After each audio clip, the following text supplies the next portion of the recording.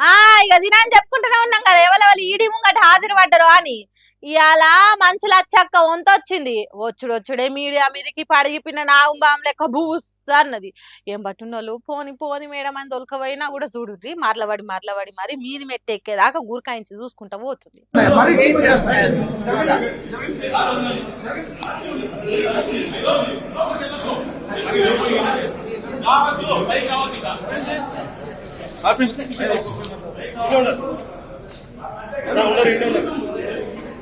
మరి ఈడ చూసినట్టు లోపల చూస్తే నడవదు కాబట్టి ఆడెట్లుంటదో అక్క. మరి ఏం అడిగిరో ఈమె ఏం చెప్పింది అనేది ఇప్పుడు పెద్ద సస్పెన్స్ అయింది నెటి జనాలకు.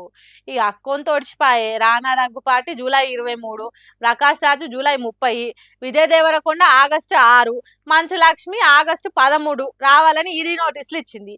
వీళ్ళు పోయిరు కూడా. మరి 29 మంది మీద అయితే ఈ బెట్టింగ్ యాప్లు ప్రమోషన్ చేసినందుకు కేసులు బుక్ చేశారు. తర్వాత ఎవరికి వస్తుందో చూడాలి. ఆంధ్రప్రదేశ్ రాష్ట్రంలో కూటమి ప్రభుత్వం ఎన్నికలప్పుడు చెప్పిన సూపర్ 6 పథకాలు ఎంత సూపర్ అయితే అయినాయో ఎవ్వలని అడిగినా చెప్తారు. మైకు ముందట పెట్టి ఎట్లున్నాయి సూపర్ 6లు అంటే అబ్బో వశపడతలేదు అంటున్నారు.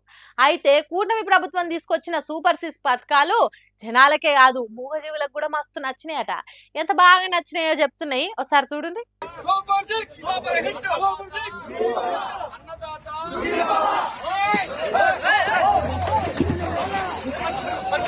ఆగో అంత బాగా నచ్చినాయట.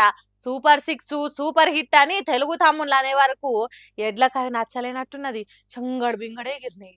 బండి మీద రుబాబుగా నిలబడ్డ లీడర్లంతా ఆ రోడ్డు మీద పడ్డారు. పాపం ఎన్ని దెబ్బలు తాకినాయో ఏమో.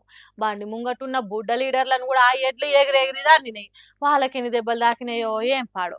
మాకు ఎంతో బాగా నచ్చిన సూపర్ 6 పథకాలను సూపర్ హిట్ అని ఎట్లా అంటారు? సూపర్ హిట్ కాదు, మెగా హిట్, బంపర్ హిట్ అనాలి.